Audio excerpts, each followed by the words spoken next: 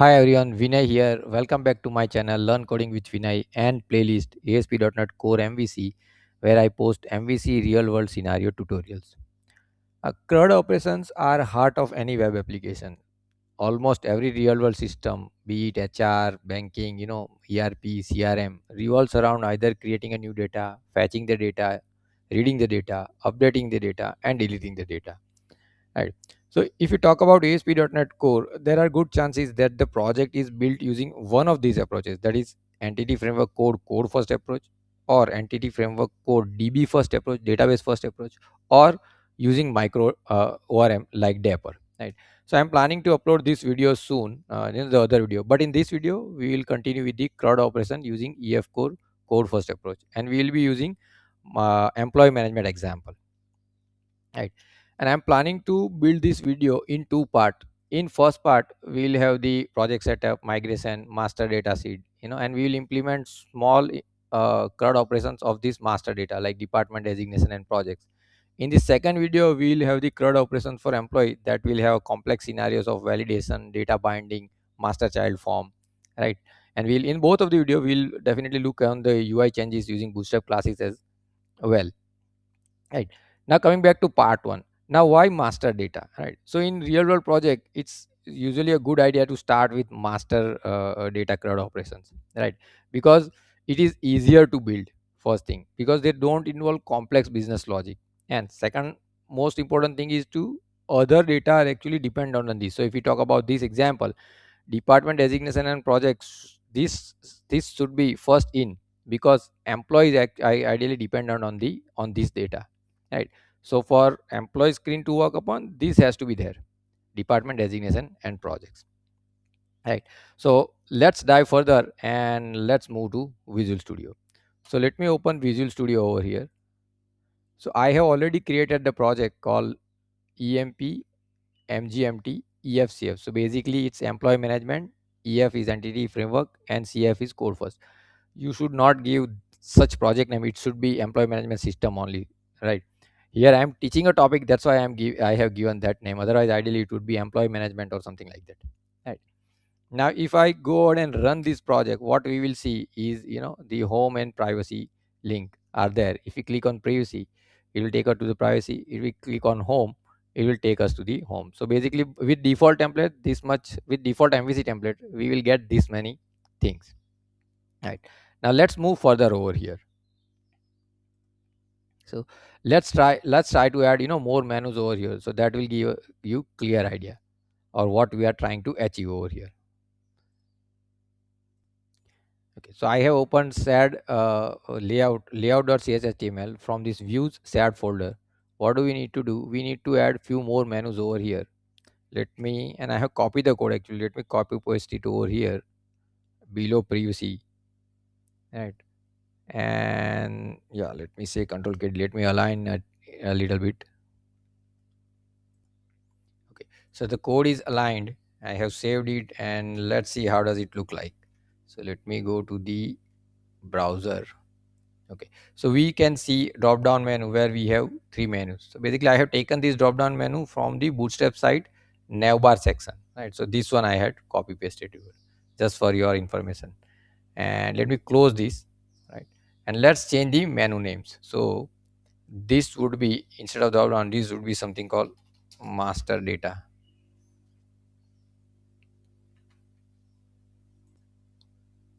And let's change this to, you know departments. The next is designation, and the next is projects. Right. Let's save it and see how does it look like on screen. Now we are on the browser, and let's see how does it look like. So the parent menu is changed, master data, we have department designation and projects.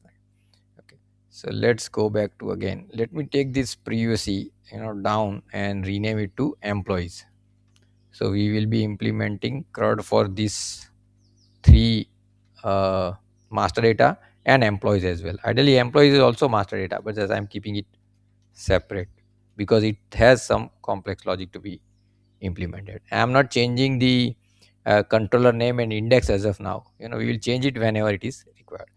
So let me save this and let's go to the our output browser and let's see. So we have master data, we have employees menu also, right? So master data and the sub menu and the employees menu. Now let's move further. Now since we want to use entity framework code first approach, we will have to install certain packages. And so let me close this, otherwise it will not give us the option to add the package, right? And let's go to tools, package manager,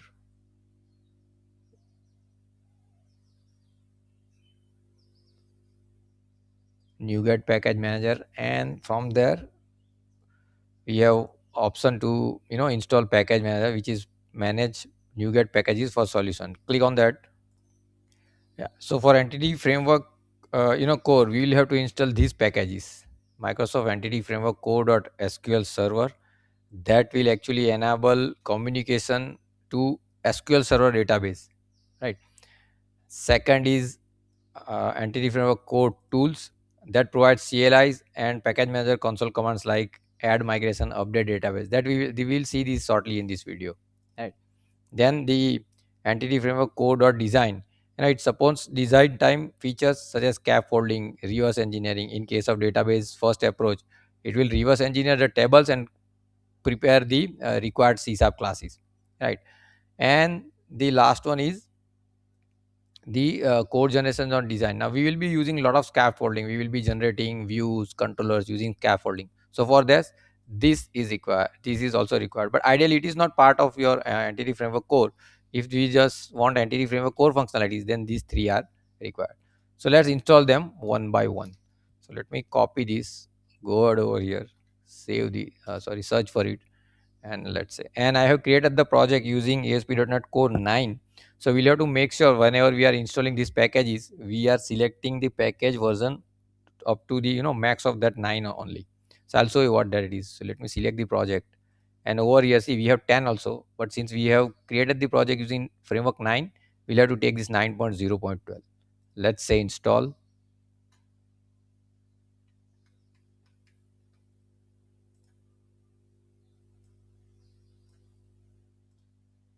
I accept. Let's wait further. Okay, so the package is installed. Once you install the package, wait for this install button to be disabled, let uninstall button enabled, and make sure in the output you have no errors, right? It was installed successfully, right? So one package is installed. Let me install other packages, and come back. So to save video length, I'm installing all those packages in the background and come back again. So let me show you. Let me install these three package in the background and we'll begin from there. Now I have installed these three packages, right? Entity framework. Let me show you where we can see it. We need to expand dependency, packages, and over here we can see it. The version is 9.0.12, 9.0.12, 9.0.12. Now this the fourth package. I actually wanted to give you an example of this package because when we select this, you know, let me select this. Oh, it is also 9. So let me take this 9.0.12 only. Yeah.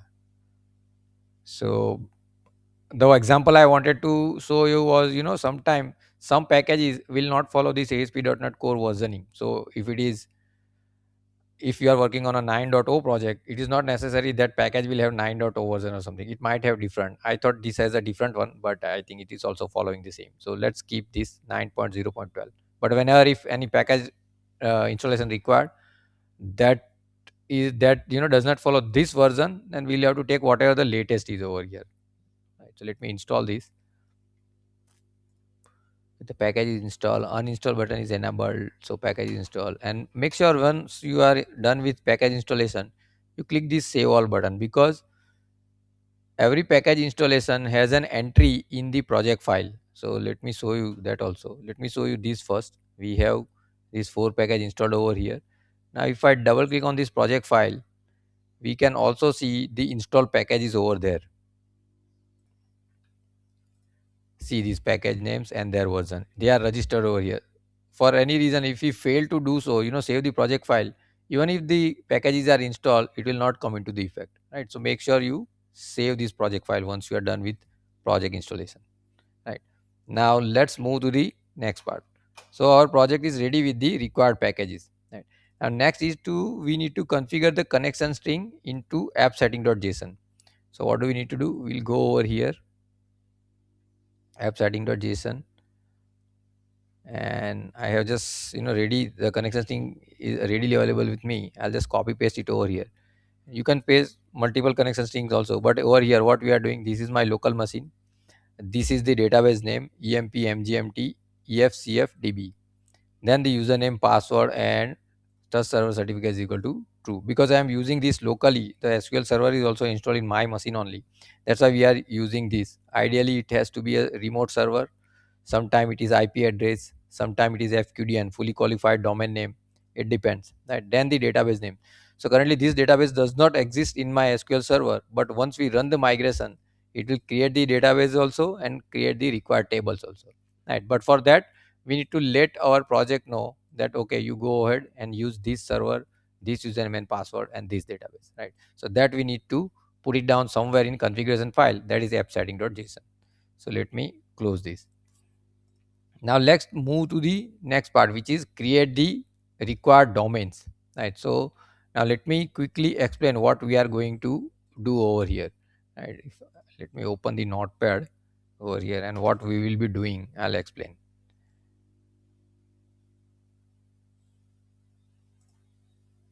right? So we will be creating few domains. Let me explain them, right?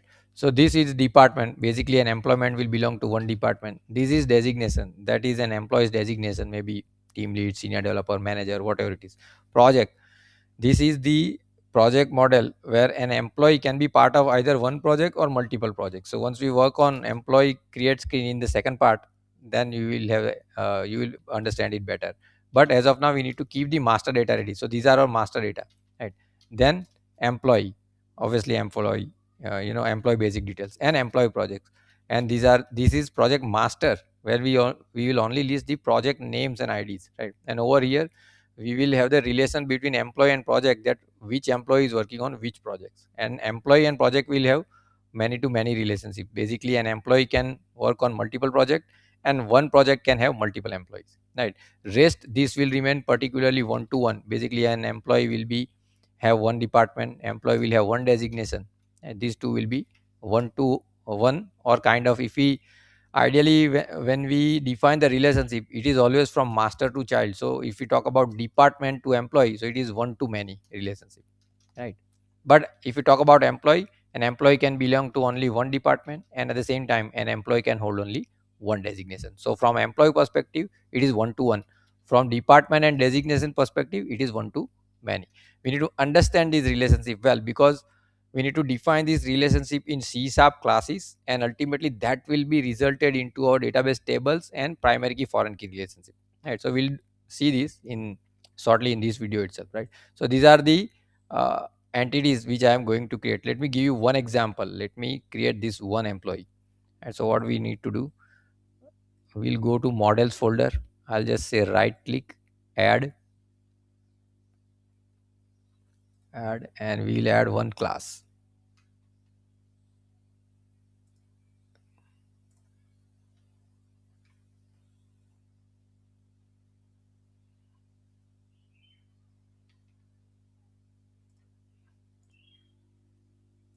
So we'll give it name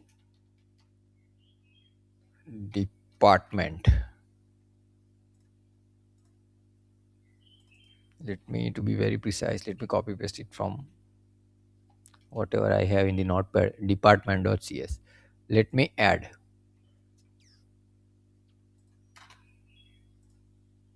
Okay, so department class is created. Let me put down necessary properties. So we will have ID, we'll have department name, and we will have a flag is active. Basically a department is deleted or not, or active or not, right?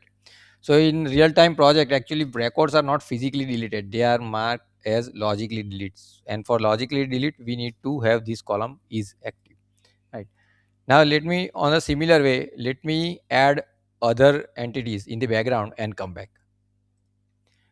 Okay, so I have created these models. Let me walk you through it. First one is department. I have three columns: ID, name, is active, right? Basically three properties. And ultimately, when we run migration, these will be converted into database columns, right? In the designation, I also have ID, designation name, is active. In the project, we have ID, project name, and is active again. In the employee, we have basic employee information: ID, name, email, mobile, gender, address, employment type, salary, birth date, and joining date. Right. And I have also added employee projects. As of now, I have not added it because I want to explain you the relationship over here. Right now, employee at the same time, at a time, can be a part of one department and can hold one designation. Right. Entity framework follows certain, entity framework expects actually to follow certain naming convention and certain naming code to be in place. Now to define relationship, what do we need to do? We need to define over here, let's say we have an employee who belongs to a department, right? So we want to define that relationship. So what do we need to do? Employee relate employee sorry, let me copy the property name and then explain you better, right? So we will have to define the navigation property name, and then we will have to define that master property. Yes, right. So if we specify this, then it knows, okay, this is department ID and it is the ID column of ideally this department table, right? So ultimately this will be employee table and department table will be linked with each other using a primary key and foreign key definition, right? And in C sharp, how do we need to define it? We need to define the navigation property name, which is department ID over here, and we need to define the principal property, basically parent property, which is department, which is over here. This way we will have to define it. Now let me copy the say similar thing for designation also. So what do we need to do? For designation, we will have one designation ID column, right, which is navigation property, and the principal entity, which is designation, right? This one. Now these are kind of one to one relation, right? And let me copy, but actually I missed to copy is active over here. Let me put it down over here, right? Now this is done. Now similar way we need to have, property defined in employee project also, because employee project will have ID, project ID, and employee ID. So what do we need to do? How do we need to define the relation? Here ID, right? Then employee ID, which is again navigation property, which is employee ID, principal property, which is employee, project ID, navigation property again, and project principal property basically, right? So that's why we need to define. So ultimately it will result in correct primary key and foreign key relationship. Certain code again, while we are working on entity framework code, we'll have to make sure that certain code is in certain place, certain naming convention are in certain way only. For example, over here, employee ID, this column has to be employee ID only.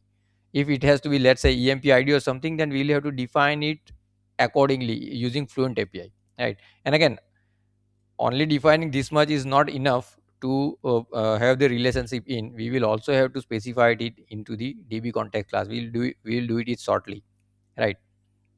So now our models are ready. Basically, department, designation, project, employee, and employee projects. Right. So let me save this. Now over here in employee, we also have to define one more property actually for employee projects. Right. So what do we need to do? We will just go to employee, and since it's a one to many relationship, we will have to specify public eye collection employee project employee projects. And similar way we will have to specify list of employee in the other master properties like designation and department also. So let me start with department. What we will be doing, I'll be copy pasting this. Let me correct this namespace, right? So validate neighbor, I'll explain what validate neighbor is, right? Let me just copy paste it everywhere first. Okay, okay, this is good. And over here this is also good. Project, right? Now let me check it once. We have department, that you have three property and a navigation property, that it can have many employees. Again, designation, it can have many employees. Projects, it can have many employees. This is good. Employees, okay, employee belongs to one department, has one designation, and can have multiple projects to associated for the association, right? So what do we have? We have I collection of employee projects, and then let's go to the employee project. What do we have over here? We have employee ID and project ID, right? So the schema, our model schema looks good at this moment. Now let me double check if it is all good, right? Yeah, okay. And let me explain you why we have used validate never, right? So when ideally, if you think about this relationship, this is parent and this is child, right? So when we do any insert, update, delete operation for parent department, it should not be dependent on employee. So for example, if I want to add department, I should be able to add even if there are no employee associated with it, right? If we don't write this, then what will happen? While creating the employee, it will expect, sorry, creating the department, it will expect that we are adding at least one employee also for that department, right? We don't want to have that hard coded dependency. We want to make it in such a way that it is scalable and flexible, and from the maintenance perspective also it is good, right? So basically, department creation should not be dependent on employee. Even if there are no employee for that department, we should be able to create that department, right? So that's why we have used validate never over here. So while creating the department, I'll explain when we create work on create department, right? This is validate never. So there will be validation for these three properties, but not for this guy, right? So that's why we have used validate never. So let me save this. Let me close all these and let's move further. Now next is to create the db context class. So what we'll be doing, we'll have a dedicated folder to hold the db context class. So we'll say add new folder, we'll name it as data,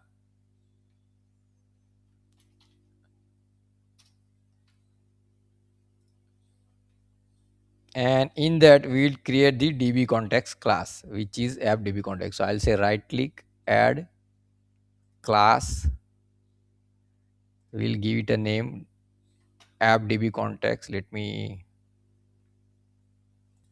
write it proper way, app db context, okay, and let's say add. Now our db context class is created, right? Now again, there are certain ways of creating, we can create the db context class and with any name, but it has to follow for ef core, it has to follow certain thing. First thing is it should inherit from db context class, which is the primary class for ef core for database operations, right? So let me write it db context class. Let me add the required using for that. Okay, this is good. Now the next we need is to have the constructor in. So basically, let me put it down over here, right? So that's the constructor, we need to put it down. And when we inherit our class using this db context class, so ideally basically this app db context will become the primary point of contact for our application to interact with database, right? And that's why we are creating this. Now constructor, the constructor actually receives database configuration through dependency injection, right? Including connection string, provider. We will And it will pick it from program.cs. We'll soon configure that in program.cs and in the next step only, right? Now the next is in this db context only, the next is the list of tables or list of data set that we want to create. So let me copy paste, let me have this in. So we'll be basically, this db set is actually whatever we are listing these properties as db set, this will be converted into database table in our database, right? So these are the data set in terms of c sharp, these are the data set in terms of sql, they ultimately these are the tables, right? And the next thing we want to have is to have the fluent api code that actually defines the relation, right? So let me copy paste this on model creating. So while the model, when the migration is ran and we are working on the model creation, what is supposed to have is employee project. Let me see what is the problem over here. Employee projects. Okay, the error is for, it does not find this property. Actually, I have mistakenly written over here the employee. Instead of this employee, it should have employee projects property. So let me save this. Let me close this, come back over here, and let's see. Now the error is gone. Okay, excellent.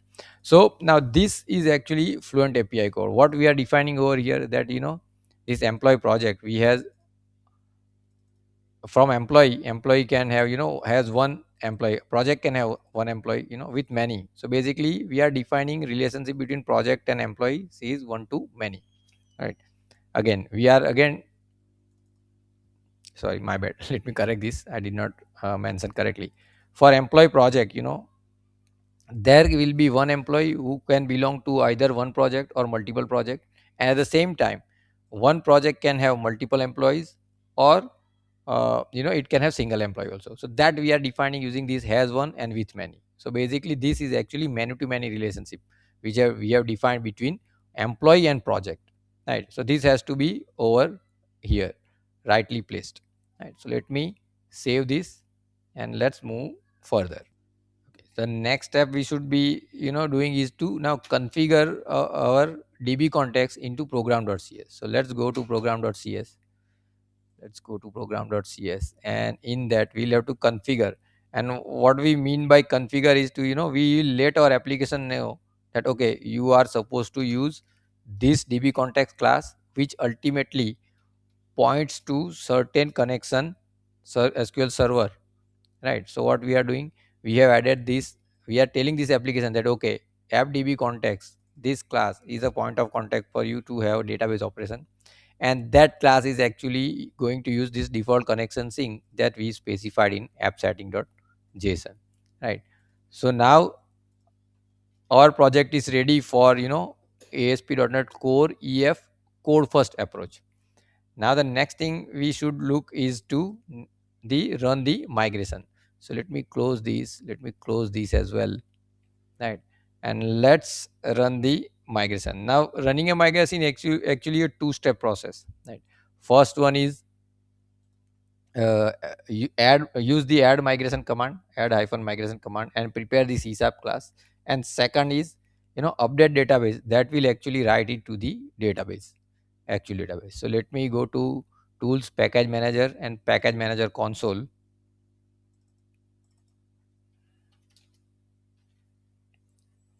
So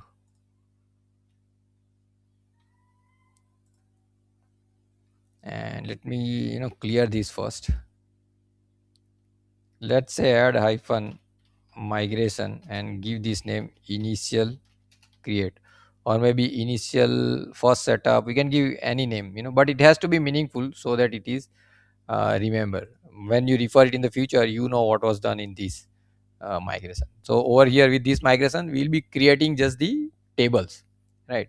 So initial, maybe we can give initial table creation, or maybe table create. Let me see table creation, right? Add migration. Now let's say enter, and let's wait for a while. Sometime it may take time. I have run the command and it's still taking time. Let's wait for a while. Yeah, so it has builded our solution, ran the migration, and it is giving us one error related to, not error, I would say warning related to salary, because we haven't specified the length of the salary. So ideally it will consider 18 comma 2. That's what it is saying us. That's what the error says. Yeah. Right. And let's wait for a while. Okay. See, the migration class is also created. So with this, the we will see there will be a folder created called migration. In that migration we will have the csap class we just created, migration, and the snapshot of our db context model, right? So what do we have over here? Let's just quickly analyze it. So on the up, so it is going to create this departments table, designation table, projects table, employees table, and with correct relationship, foreign key, primary key, it is giving us all those details, right? There we can see it over here. It is creating necessary indexes also, which is good. And when we actually remove the migration, it will fire this down, then ultimately it will drop all this table, right? So at this moment, the database tables are not created. We have just created the migration csap file. Now next is to update, next is to have the update database command. Now before firing this, I wanted to show you what do we have it in database. So let me show you my local SQL Server database. Let me expand database, and the database we are going to create is that the name of the database we have specified in app setting.json. So it is emp mgmt efcfdb. Right. So let me see if we can see that database over here or not. Ideally, it should not be there. Okay, so let's see if we see something called EMP. We have EMP CFDB, that is different one. We don't have EMP MGMT EFCF. So we don't have it, right? So once we fire the update database command, it will create the necessary database and necessary tables into the SQL server. Right. So let me go ahead and fire this update hyphen database, and let's wait for a while. Okay, so database updation command has fired. We can see script generated over here, and this will have created the database and tables in our SQL server. So let's go ahead and see. Now let me go ahead and in databases, let me say just right click and refresh, and let's wait. Okay, so we can see now emp mgmt efcfdb. Let's expand it and let's expand the tables. Right, so we could see the database over here, emp mgt efcfdb, and we have tables also. And at this moment we don't have any data in this table. Let me go ahead and run all these queries, and let's check. We don't have any data in these database tables. Now there is one more interesting table, that we should ever take a look at it, is this one, ef underscore migration history. If I go ahead and run this, see what it has. It has the version number and it has the migration file name over here.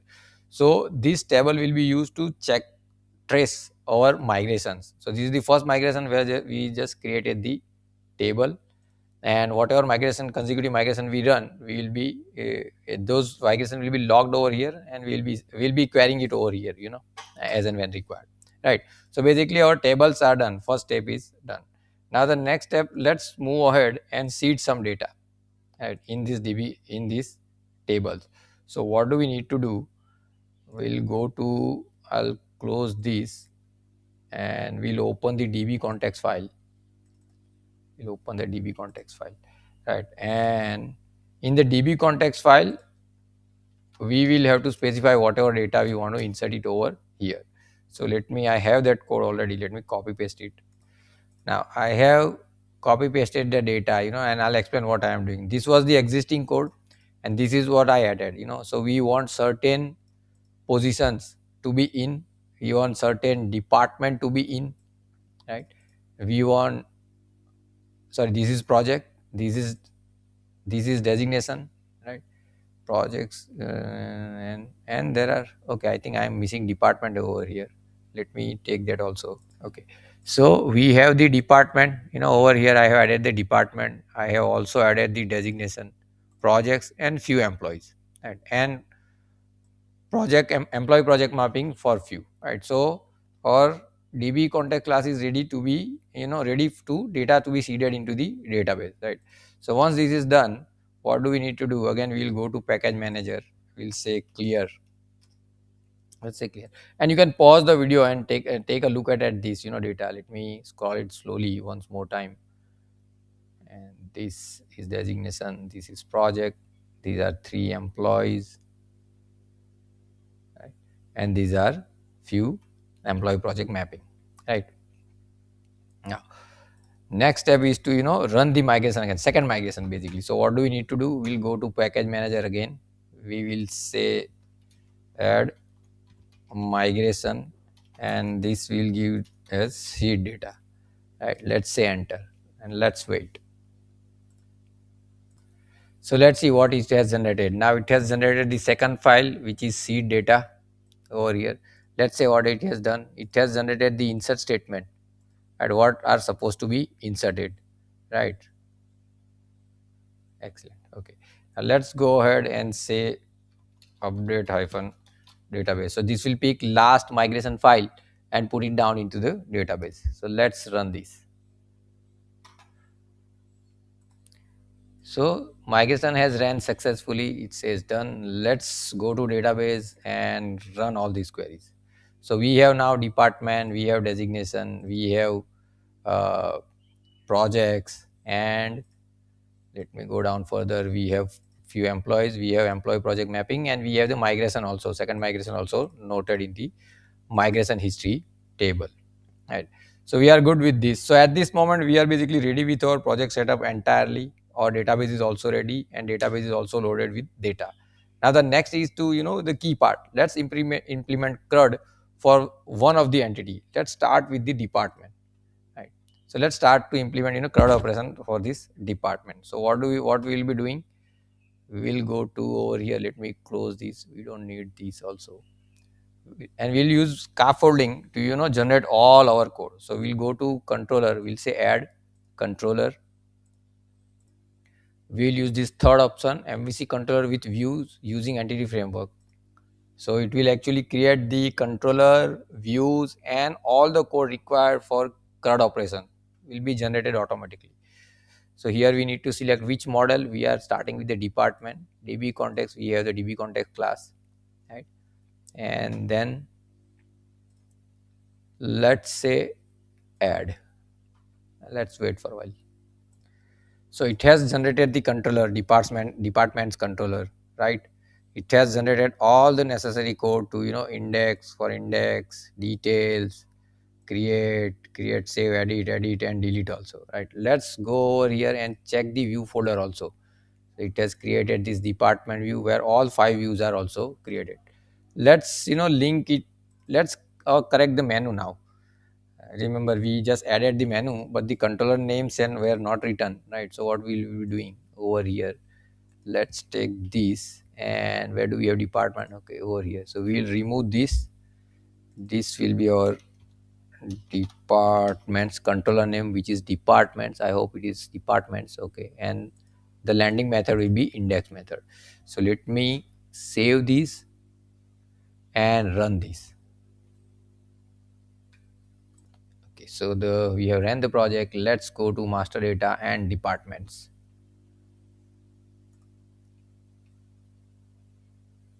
And let's wait for screen to load.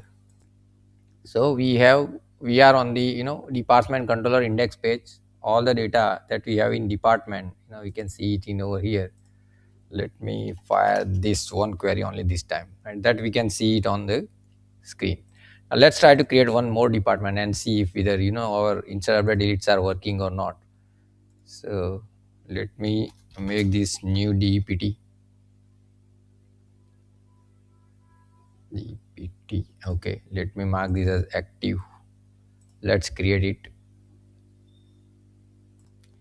See, the new department is created. So insert is working fine. Let's say edit. Let's say new department. This, let me mark it as edited. Let me save it as inactive. Let's save it. Alright, so new department, now it is active, unchecked, it is working fine. Let's go to details. The detail link is just, we are displaying it over here, the information that is also working fine. Let's go to back. Let's delete this new department. Okay, it is giving us the confirmation. Yeah, let's delete it.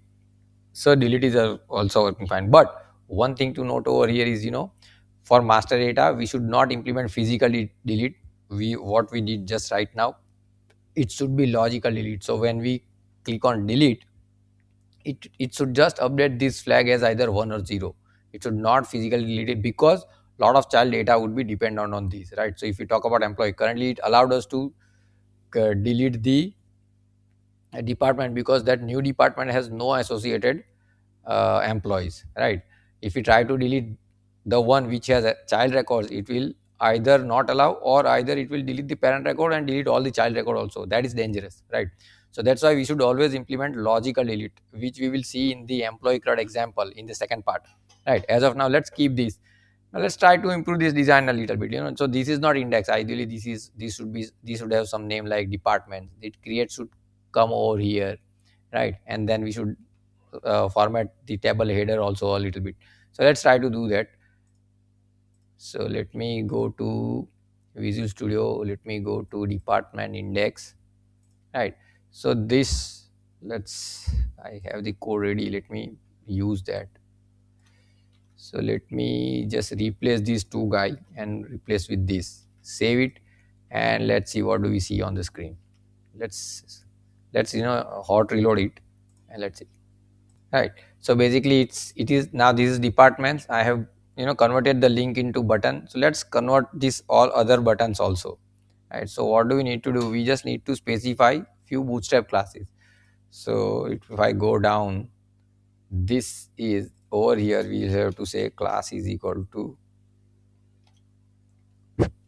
btn. Let's say btn hyphen primary. Right. It should be btn hyphen primary. This one, let me copy paste this, let me make this btn info, and let me make this, since it is delete button, let's make it danger, and these are bootstrap classes. Yeah. Save it and let's see the outcome. Okay, so now it looks good. Now the buttons are actually too big for the grid, so let's make them small. Also, let's put down a horizontal line after this department and button. So what do we need to do? Over here we'll come down, we'll just say HR. So horizontal line will be added, and let's make all these button small. So btn sm, and at the same time let's take a different button style, which is outlines. Right, so let me save this, let's go to our output and let's observe it. Right, so now the buttons are little small in size. We have department, nice, we have create button, right? Let me go to create, it is also working. We can change this button also, but I'm not doing it now. Back to list. Okay, now, or maybe let's do that. Yeah, let's do that. So we have edit functionality, edit, it is coming, right? So on the edit screen, let's change this button to back to list to some nice button. So let me go to Visual Studio, let me open create also, let me go to edit also, and let's make it align to this button only, this primary button only, and let's add class over here. And since it is a secondary button on this screen, so we'll say btn hyphen outline hyphen secondary, right? And let's remove this guy, and yeah, so let me copy paste this. We have it everywhere, in create also we'll have this, so let's delete that, same thing, and we'll add it over here. Okay, on we will have it on details and edit delete also. So let me add this, let on delete. Okay, so let me replace this guy. Okay, now save it and let's see the outcome.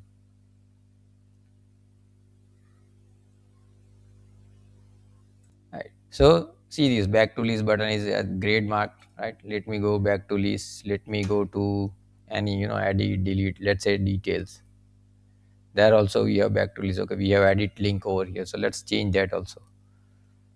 So in this, okay, this guy, let's say class is equal to btn and btn hyphen primary. Right, so this guy is good. Let's save all, save, and let's see. I edit, so this looks good. Let's back to list, let's say delete. Okay, so these two buttons are also good. Let's say back, horizontal is also added, edit, let me go to create, and over here also these are good, right? So this is done. Now let me go to create and just say create without any entering anything, right? So it says the it fires the validation. Now these are very basic validations, right? So we are not diving deep into it over here, but when we work on employee second part, right, that we will have the validation examples, right? So let me go to back to list over here, and now all these functionality are working. We have changed the UI also a little bit, right? Now the next is, you can do the same step for these two master data, designation and projects, right? So let me at least generate the designation and projects controller using scaffolding. We will not work on UI part of it, but let me generate them. So let me close this. Let's go to Visual Studio and let's wait for a while. Okay, let me close all these files, Alt WL, and let's go to controllers, right click, add, and let's say controller. Let's choose this option, add.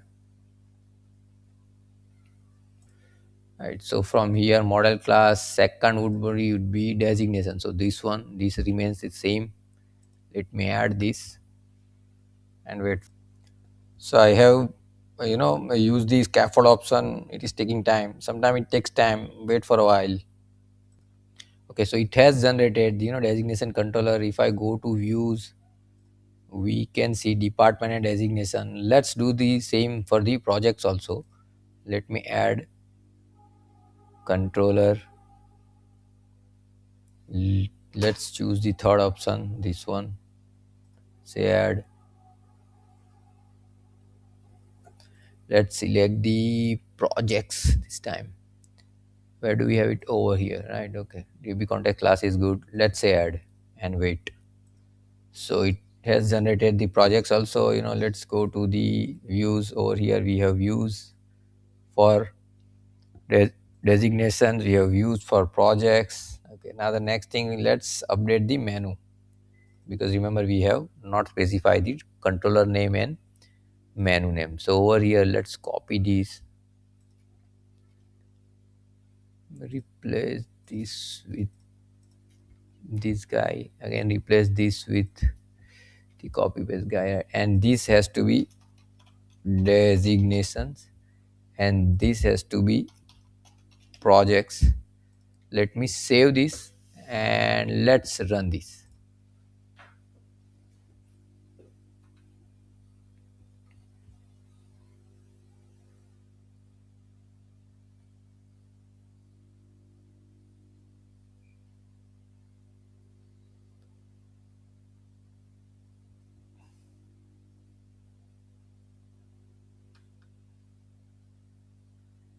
Okay, so the program has run. Let me go to designation and let's see how does it come up. So it has loaded. We have designation index page. Let's try to create new. Let me give it as just new des. As of now, new designation. Okay. Let's say active. Let's say create. So the new designation is created. Let me edit it quickly. Let's say let's mark it as edited. This time I'm not changing the flag. So this is working fine. Details. Let's go to details. And it is displaying. Okay, let me go to back to list and delete this guy. So it is deleted, right? So let's see same for the projects if we can. So projects are listed. Let's create the new project. Let's give it a name, new project. Let this be active. Let's create.